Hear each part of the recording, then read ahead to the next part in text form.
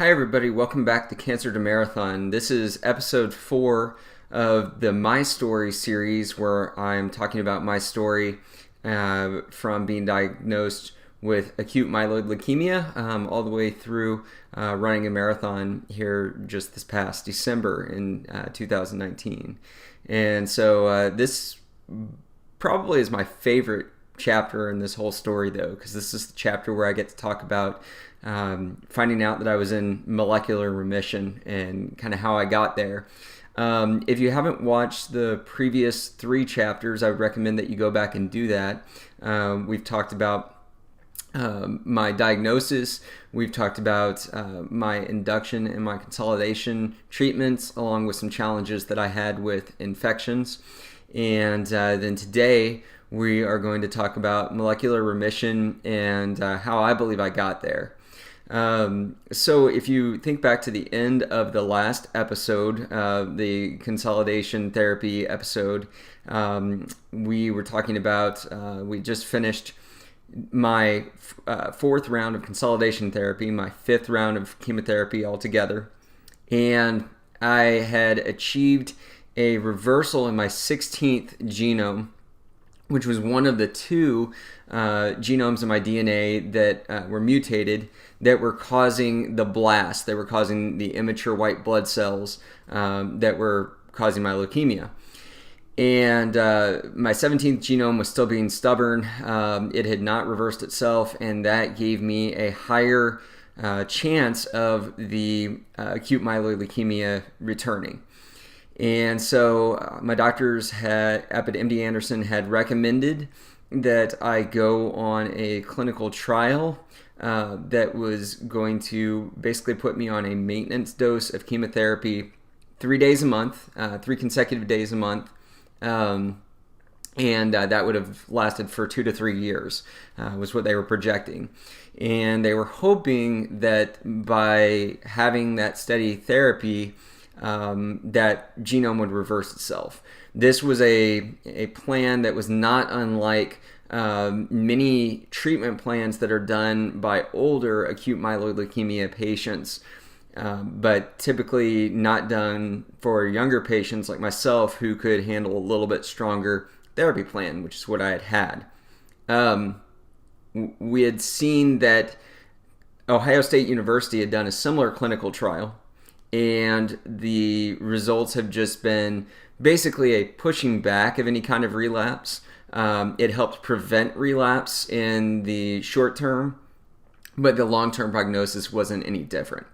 And I was looking for a complete cure. My body had also been beat up from quite a bit of chemotherapy over the past 6 months. I was ready to get outside and hopefully live a little bit.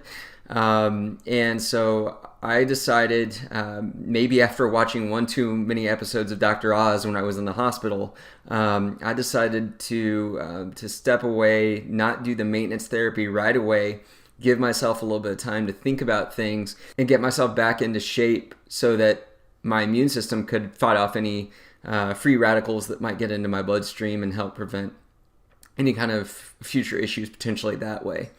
So the first thing that I did was I went home and I cleaned out our pantry. I became a big believer during the time that I was in the hospital that food can affect your makeup, your blood's makeup. And I saw that by how quickly I was able to bounce back from some of my chemotherapy, see my cell counts bounce back up, by eating foods that were higher in iron, for example, helped with my hemoglobin counts. You could start seeing that progress. And so I was curious to see what a complete lifestyle change in my diet would do. And so as I cleaned out the pantry, I got rid of any foods that had processed sugar in the label. Also, any kind of highly refined grains, such as bleached flours. I went ahead and kicked those to the curb as well. And basically tried to eat whole foods as much as possible. Whole foods meaning straight from the ground, straight from the animal. I didn't go vegan or anything. Whole grains were okay. Oatmeal became kind of my best friend when I was in the hospital, and I continued that as I went into my post-treatment, and just started thinking about, okay, what can I put in my body? Not that's not going to harm my body, although that was a big part of it too, but what can I be eating right now that would be the very best possible thing for my body? And that was kind of the mentality that I took. And so, nice balance of proteins, vegetables, fruits, and whole grains really made up for it. We got rid of things like butter, replaced them with things like olive oil. I became a fan of minimizing dairy, simply for some of the higher hormone counts that are in dairy. I still eat some dairy, but not as much as I did. I'm not, constantly putting cheese on everything. It's more of a once a week type thing. And I started looking for healthier alternatives. I went to Whole Foods and I started looking for healthier alternatives that were available for food items that I liked.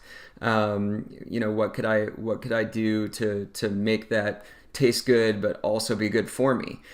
So for example, pizza.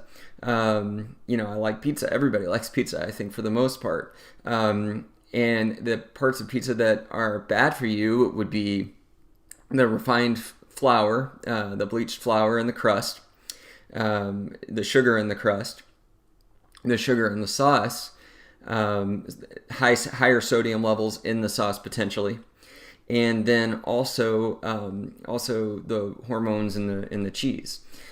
And then, of course, any of the toppings on there, they're just going to be really high in saturated fats, really high in grease, and not going to add any nutritional benefit. So what I did, we started making our own pizzas with whole wheat crust. I've since converted to cauliflower crust, which is fantastic. It's crust made entirely out of cauliflower. So you're eating a vegetable, basically, when you're eating your pizza. Finding a sauce that didn't have sugar added to it, looking at those labels and looking for the added sugar, looking at the actual ingredients instead of just the nutritional information, and just making sure I knew exactly what was in that item. The cheese, just making sure that it was as minimally processed as possible. Just straight whole milk mozzarella with no additional additives. Changing from a meat lover's pizza to a margarita pizza that has basil and garlic and things that have some nutritional benefit for your body.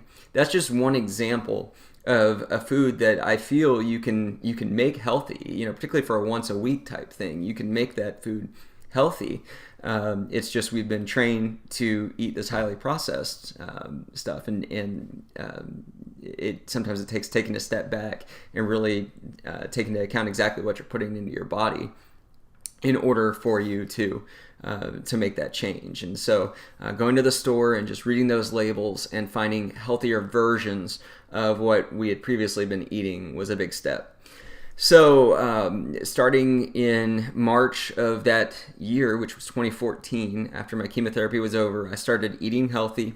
I started getting a reasonable amount of exercise, although not an exercise regimen. It was more just making sure that I was taking walks on a consistent basis, making sure that I was getting up and I was moving, some throughout the day on a consistent basis. And so I did that, and I ended up losing quite a bit of weight. I went from being probably at the end of my chemo, I was somewhere around 210 pounds, which was down about 25 pounds from when I started my chemo. I dropped that 25 pounds basically due to the chemo. But I continued to lose weight, and I went from being probably about 210 pounds at the end of my chemo to about 9 months later, Christmas of that following year of 2014, being somewhere around 170 pounds. And I continued to lose a little bit of weight from there as well. But the reason that I bring up that Christmas date is that something really exciting happened right around that time. Just after Thanksgiving, I had kind of developed a rash on my leg, and it itched a lot, which made it different than the petechiae that I had originally experienced. But we were still concerned about it. I had little purple spots again, and it was not something that we felt great about. And so went back to MD Anderson to have them do some blood tests and a bone marrow biopsy on me again, just to check and make sure that there was nothing relapse related going on there. And my doctor, before we left, said, "No, everything looks good. You've got a rash, on your leg, and that's completely independent of the leukemia."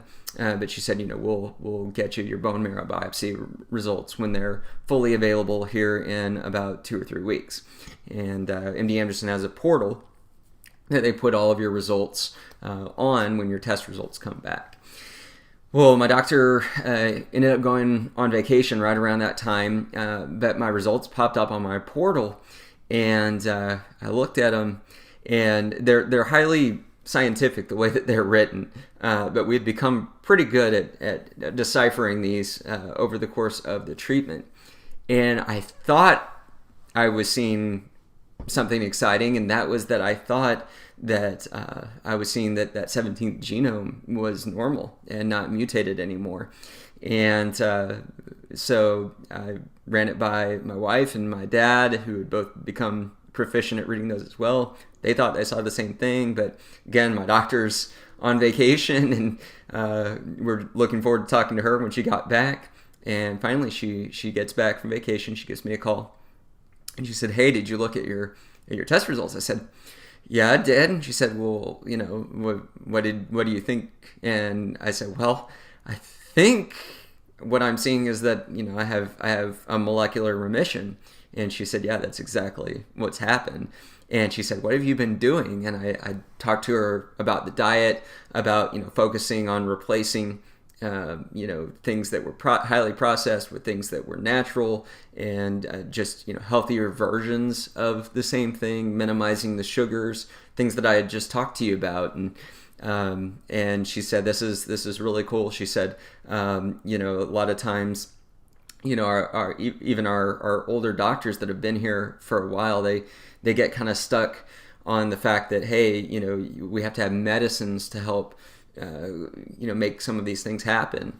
And she said, this is a really cool thing that I can take to them and show them that, hey, there are definitely stories that go against modern medicine. Not that modern medicine isn't completely necessary in a lot of cases, but that maybe there's some other ways to handle these situations. And so I became in molecular remission in December of 2014, and it was just such an exciting moment for me. And been there for the last 5 years, and still live by the same lifestyle principles that I created for myself in March or April of that year. I am going to make a separate video for this specifically about diet and what I did, and I'd also like to do a live stream Q&A at some point in the near future as well about that, where we can have a discussion around what other people are doing. I'd love to find out what you're doing from a dietary standpoint, as well as anything that might be more of a homeopathic type treatment like that.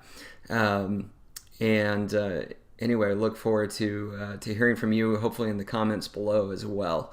So that is today's, conclusion of my treatment story. There are some things that I left out on purpose because I wanted this to be a fairly streamlined version of my story over these 4 episodes.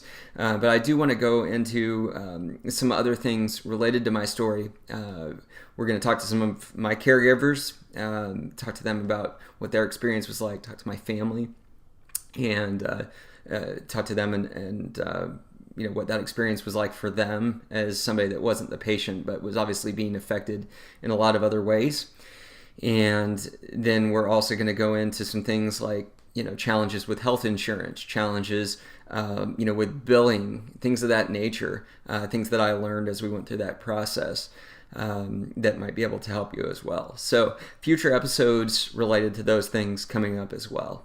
But I hope you've enjoyed this episode. I hope that maybe some of what I shared today, as top level as it was, has been beneficial for you. And again, we'll get into some of the topics a little bit more in depth as we move forward. We also have another individual that follows our channel who is going to share his story very soon as well. So we're looking forward to sharing that, and a little bit different story than mine. And again, we encourage you to do the same thing. Get in front of your web camera, get in front of a camera that you have, and send us your story so that we can share it, and we can create a library here that would be beneficial for others going forward. Well, I hope everybody has a great day today, and we'll look forward to seeing you soon.